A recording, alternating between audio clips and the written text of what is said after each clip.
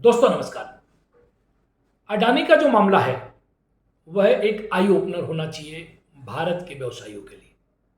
और मैं चूंकि पूर्वोत्तर में बैठा हूं तो मैं ये भी कहूंगा कि पूर्वोत्तर के व्यवसायियों के लिए भी या उद्योगपतियों के लिए भी एक आई ओपनर होना चाहिए।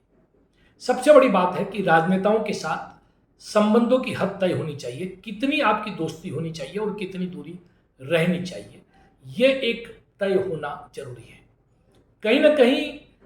अडानी का जो मुद्दा है वो भारत के प्रधानमंत्री के साथ उनकी जो कथित नज़दीकियों की बात होती है, मीडिया में जाती है,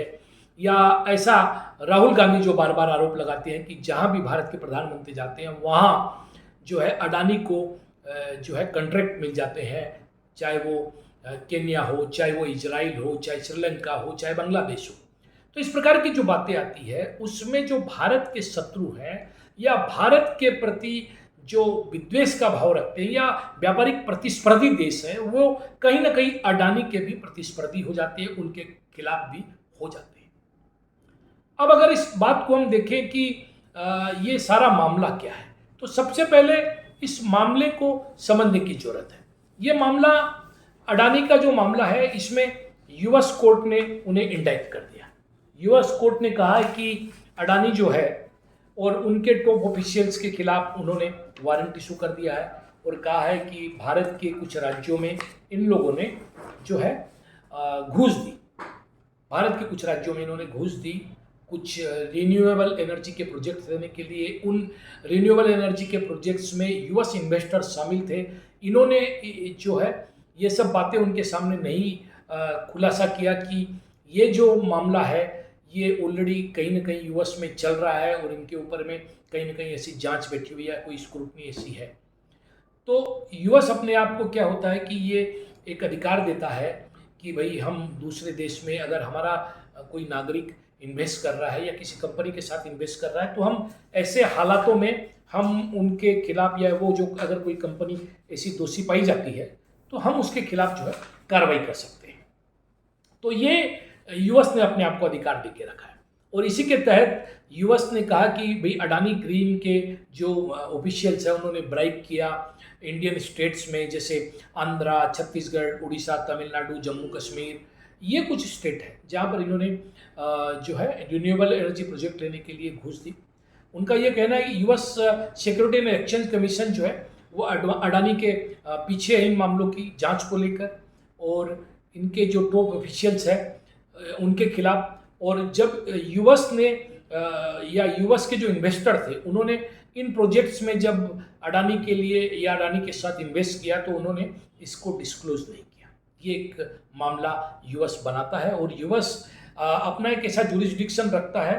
कि भारत की जो कंपनियां हैं जो या भारत में जो काम कर रही है वो अगर इन सब बातों को यूएस में अगर उनके खिलाफ कुछ चार्जेस है, अगर वो अपने इन्वेस्टर्स के सामने अगर वो यूएस के इन्वेस्टर्स है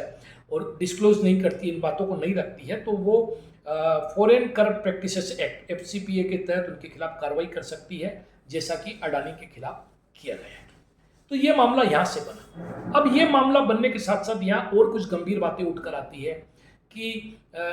कैसे प्रधानमंत्री मोदी के साथ उनकी जो नज़दीकी है या नज़दीकी दिखाई जा रही है, कथित रूप से उस नज़दीकी के चलते उनको नुकसान हो रहा है।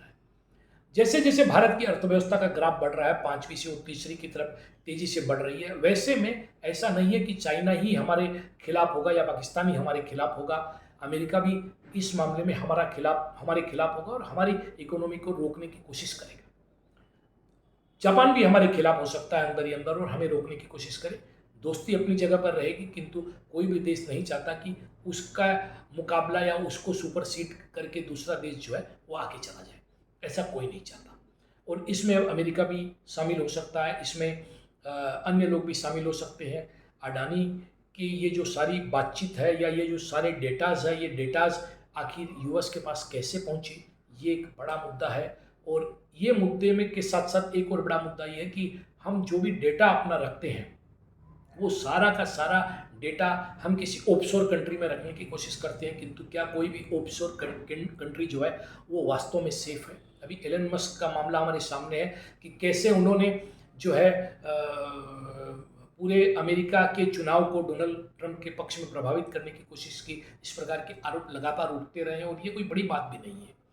इस वक्त जो हालात है उसमें आप एक्स पर है या मेटा पर है या अन्य जो भी प्लेटफॉर्म है जहाँ पर आप है, जहाँ आप डेटा शेयर करते हैं, तो आपके और आपके जो नागरिक हैं उनके डेटा हमेशा, जो उनकी जानकारियाँ जो है हमेशा उसको एक रिस्क रहता है, उनकी प्राइवेसी को एक रिस्क रहता है। तो ये लीक होना कोई बहुत बड़ी बात नहीं है। तो भारत को इस दिशा में चिंता करने की ज़रूरत है कि कैसे हम अपने जो डेटा है, जो अपने तथ्य है, उनको हम सुरक्षित कर सकें और इसके लिए क्या मैकेनिज्म हम डेवलप करें। और जहाँ तक अडानी को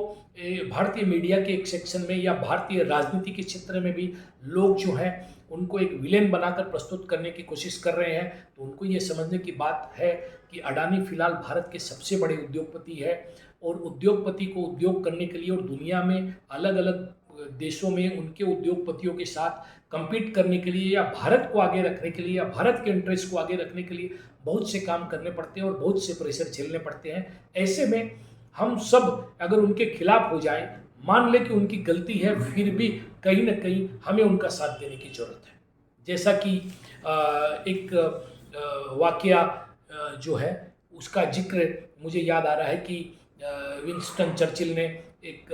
लड़ाई के दौरान कहा कि भाई ये जो व्यक्ति है वो व्यक्ति निसंदेह काबिल नहीं है, किंतु वो हमारा व्यक्ति है, वो व्यक्ति हमारा है, उसके ऊपर में सारे आरोप है किंतु वो हमारा व्यक्ति है, तो हम उसके साथ अभी खड़े होंगे। तो अडानी के साथ अगर कोई बात है तो वो बाद में की जाएगी, किंतु आज की डेट में अडानी के साथ खड़ा होना